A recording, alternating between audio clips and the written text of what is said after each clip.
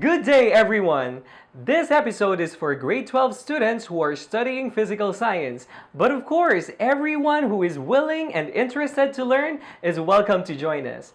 Make sure that you have a pen and paper with you so you can write the things that you will learn from this episode. I am Teacher Iman and I welcome you to the second episode of Science Eskwela TV, where you can learn science concepts in fun and easy way.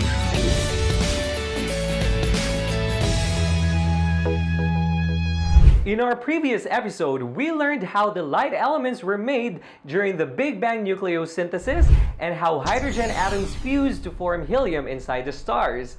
In this episode, we will discover how heavier elements are formed inside the stars, and let's watch this documentary about the stars and learn more about what goes on inside these hot balls of plasma. All living things require energy.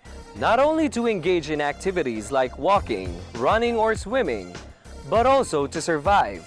Without energy, we will not be able to do simple things like eating, talking, or even breathing.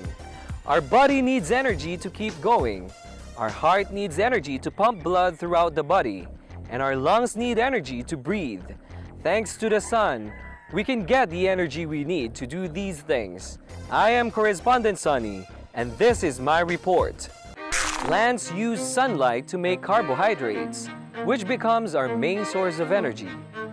And where does the sunlight come from? Of course, from the nearest star in our planet, the sun.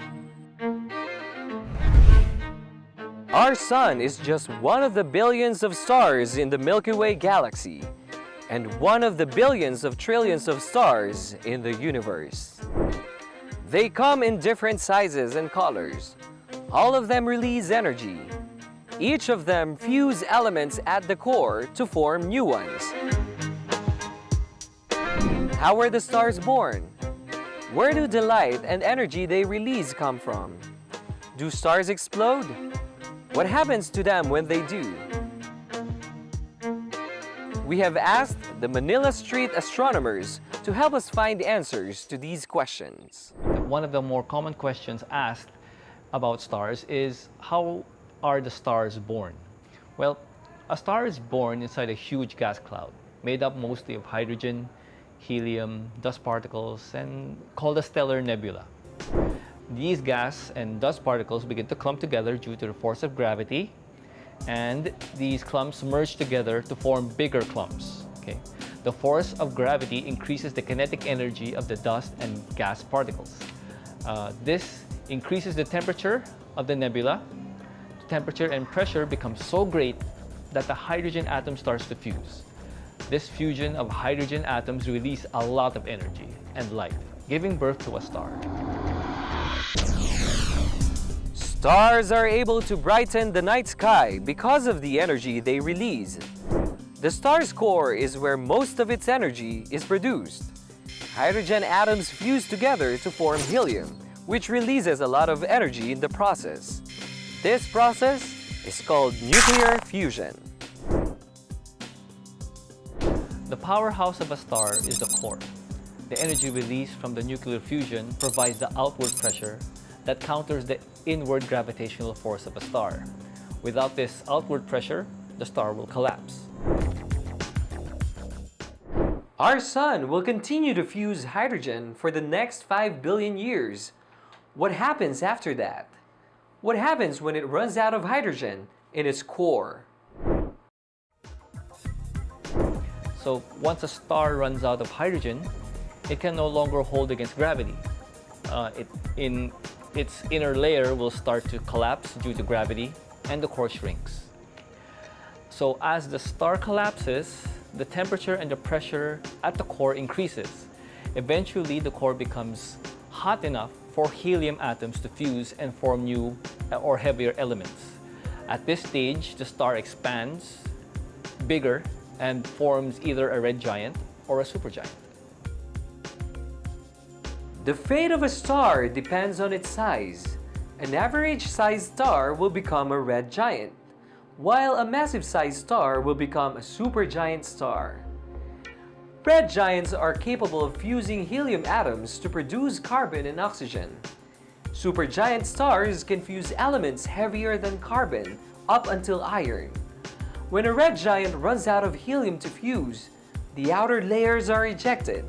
Eventually, its core will be exposed. Though dead, the core will remain hot for billions of years. It is called a white dwarf. Red supergiants do not die as quietly. When it dies, it collapses, and then it explodes. The explosion is so big that it releases a huge amount of energy. For days and even for weeks, it can outshine the whole galaxy. Now, a supernova happens when a supergiant can no longer release energy from fusion. The outward pressure produces from its core eventually decreases until it can no longer withstand the inner force of gravity. This causes the star to collapse to a smaller and denser core. It produces an enormous shockwave that causes the explosion. The explosion also spreads the newly formed elements throughout outer space. They can become building blocks for future planets and other stars. The supernova will then leave behind either a neutron star or a black hole. The energy released by the supernova makes it possible for the elements heavier than iron to be formed. Aside from supernova, elements heavier than iron can also be formed from collision of two neutron stars. It is truly beautiful to behold how stars brighten the night sky, but it is more amazing to realize that the oxygen that we breathe, the calcium in our bones, the iron in our blood were made inside these stars. As to the process of how these elements were made, I'll let Professor Proton teach you that. Hello everyone and welcome to my classroom. I am Professor Proton and I will be discussing a different process by which heavier elements are made. On the previous episode, my friend Professor Atom taught you how helium is formed through the proton-proton chain reaction. That process is more dominant in medium-sized stars, just like the Sun. But for bigger stars, the more dominant process in fusing hydrogen to form helium is called the CNO cycle or the carbon-nitrogen-oxygen cycle. The process starts when a hydrogen atom or a proton collides and combines with carbon-12 atom. If you look at the periodic table of elements, you will see that carbon has an atomic number of 6. This means that it has 6 protons. Why then do we call it carbon-12? The number 12 here represents the mass number or the total number of protons and neutrons. This means that carbon-12 has 6 protons and 6 neutrons.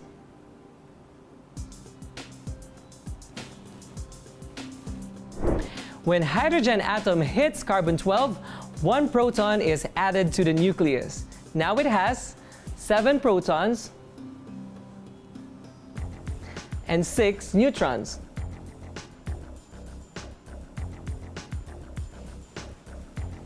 We learned in our last episode that the identity of an element depends on how many protons it has. Now that the number of protons in the nucleus has changed, its identity has also changed. As you can see, it has turned into nitrogen-13. Instead of 6, the nucleus now has 7 protons. This nitrogen-13 is not stable. It will eventually turn into carbon-13. How did that happen? One of the protons in nitrogen-13 turns into a neutron. This changes the total number of protons into 6 and the total number of neutrons into 7. 6 protons and 7 neutrons. Later, another hydrogen atom will hit carbon-13. The total number of protons will change again. As you can see from carbon-13, the nucleus turned into nitrogen-14. Because instead of having 6 protons and 7 neutrons, we now have 7 protons and 7 neutrons.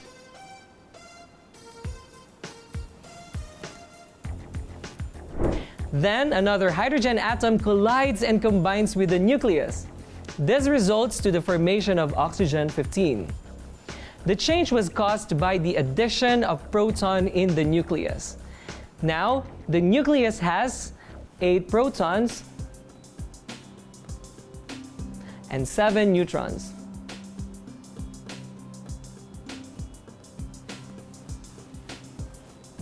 What we have left is another unstable nucleus.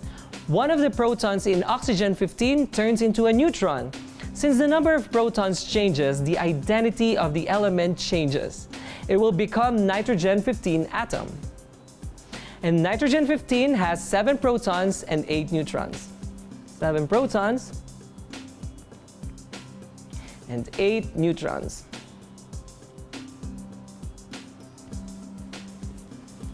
Lastly, the 4th hydrogen atom hits nitrogen 15. Now we have a total of 8 protons and 8 neutrons. However, 2 protons and 2 neutrons are released. That is helium. Now what is left is another carbon-12 atom that has 6 protons and 6 neutrons. If another hydrogen atom hits carbon-12, then another cycle occurs. As you can see, 4 hydrogen atoms were used in the process. 1, 2, 3, 4. And this is how helium is formed through the CNO cycle. Thank you, Professor Proton. The CNO cycle will only work as long as there is hydrogen to keep the cycle going. Earlier, we learned what happens when the stars no longer fuse hydrogen at their core. Medium-sized stars turn into red giants, and massive stars turn into supergiants. Inside these dying stars, elements heavier than helium are being fused. My friend Professor Electron will show you what happens inside their cores. Hi, this is Professor Electron, and I'm here to show you the processes at which elements heavier than helium are made. But first, we need to go inside the core of a dying star. When a star turns into a red giant, the core is filled with helium atoms that are fusing together to form new elements. 3 nuclei of helium collide and combine together to form carbon through the process called triple alpha process. The process starts with 2 helium nuclei colliding and combining together to form beryllium. This beryllium is highly unstable and it could decay back into a smaller atom. However, if another helium atom collides and combines with it before it decays, carbon is formed. This process releases energy, and because of that, some carbon nuclei fuse with additional helium and forms oxygen. Notice that 3 helium nuclei were fused to form carbon. Helium nuclei is also known as alpha particle. That is why the process is called triple alpha process. Now let's take a look at how the alpha ladder process occurs. Another type of nuclear fusion process that combines helium to form heavier elements is the alpha ladder process. The basic concept is the same. Atomic nuclei collide and combine to form heavier ones. And since this is an alpha process, helium nuclei are always involved in the said reaction. For example, carbon combines with helium to form oxygen, and then oxygen fuses with helium to form neon. Then neon combines with another helium to form magnesium, and so on and so forth. Triple alpha process and alpha ladder process fuse helium nuclei. Heavier elements can also be formed through the fusion of other heavy elements. For example, 2 carbon nuclei can fuse to form magnesium. This is called carbon burning. Another example is when 2 oxygen nuclei combines to form silicon. This is oxygen burning. Now, if we want to understand how elements heavier than iron are formed, we'd have to talk about a different process, and that process is neutron capture. It is very difficult to make heavy elements by fusing them together. It requires a very large amount of energy. This is because the heavier the element gets, the more protons it has, and when you bring protons closer to one another, they repel each other because they have the same charge. That is where neutrons come into play. Unlike protons and electrons, neutrons have no charge. It is easier for them to approach an atom and get absorbed by it. That's the basic concept of neutron capture. You have a seed nucleus like carbon or iron, and then you bombard it with neutrons and they get absorbed in the nucleus. This will increase the mass of the nucleus, but you have to remember, it will not change its identity. If the seed nucleus is iron, the addition of more neutrons does not change its identity. However, some of these neutrons will eventually turn into protons, and when that happens, you'll have elements that have an atomic number higher than iron. There are two types of neutron capture, the S process and the R process. The S stands for slow and the R stands for rapid. Slow and rapid refers to how fast the neutron bombardment occurs. Let's discuss the rapid neutron capture process. In this process, the seed is bombarded with huge number of neutrons in about 1 to 2 second time scale. For this to occur, there must be a lot of neutrons and there must be a lot of energy. Scientists believe that the R process occurs in supernovae or star explosions and in neutron-star mergers or the collision of two neutron stars. As shown earlier, the neutrons that were captured by the seed nucleus will eventually turn into protons. The slow neutron capture process occurs in less energetic environment than supernova and neutron star mergers. It takes place inside the dying stars. Unlike the R process, the bombardment of seed nucleus with neutrons takes a long time. It can take thousands of years. How does this process work? We know from the earlier discussion that for neutron capture to occur, the environment must be rich in neutrons. Apparently, the alpha processes produce a lot of free neutrons. These neutrons are captured by the seed nucleus, but it takes a longer time to happen. That's how the heavier elements are made through nuclear fusion and neutron capture. Oh, I have to go. I still have to do some combination of protons and neutrons. See you! Wow! Did you have fun learning about the processes that form the elements? I'm sure you did. Let's review them. We have already answered one of the most interesting questions in science. How were the elements formed? All elements originally formed from hydrogen, which was formed during the Big Bang nucleosynthesis. A few moments after the Big Bang, protons and neutrons collided and combined to form helium and some lithium and beryllium. Elements also formed inside the stars in a process called stellar nucleosynthesis. Hydrogen atoms fuse to form helium through the proton-proton chain reaction and CNO cycle. Proton-proton chain reaction is dominant in medium-sized stars like the Sun, and CNO cycle is dominant in high-mass stars. Elements heavier than helium are formed from further collision and combination. When three alpha particles or three helium nuclei collide and combine to form carbon, the process is called triple alpha process. Helium nuclei can further fuse with elements like oxygen, neon, magnesium, silicon, etc. in a process called alpha ladder process. Elements heavier than iron are formed through the process of neutron capture, where a seed nucleus is bombarded with neutrons, which makes the elements unstable. A fraction of the neutrons will then turn into protons to make a more stable element. There are two types of neutron capture process, the R process and the S process. The R process, or rapid neutron capture process, occurs in supernovae and neutron-star mergers.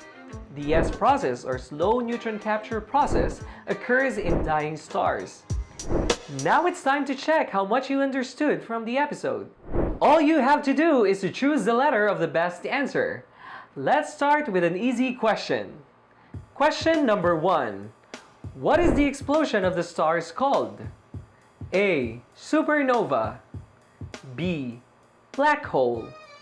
C. Neutron star. Or D. Big Bang. The correct answer is A. Supernova. Question number 2. Which of the following gases are the major components of a main sequence star? A. Carbon and oxygen. B. Helium and carbon. C. Hydrogen and carbon. Or D. Hydrogen and helium.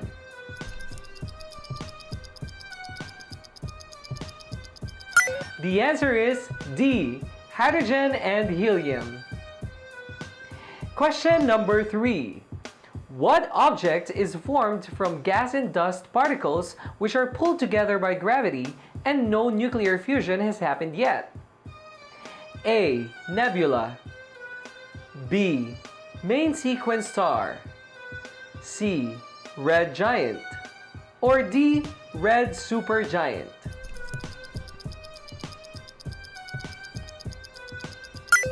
The correct answer is A. Nebula. Question number 4. Which of the following refers to the process at which 3 helium nuclei are converted into carbon? A. CNO cycle. B. Neutron capture. C. Supernova nucleosynthesis. Or D. Triple alpha process.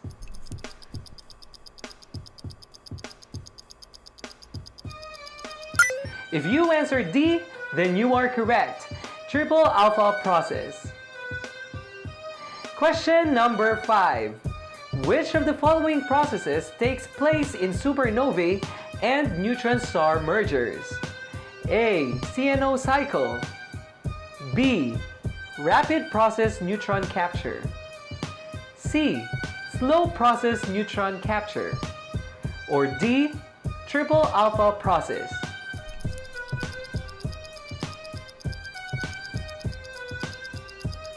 The answer is B. Rapid process neutron capture. How did you do? Did you find the questions easy to answer? I hope you did.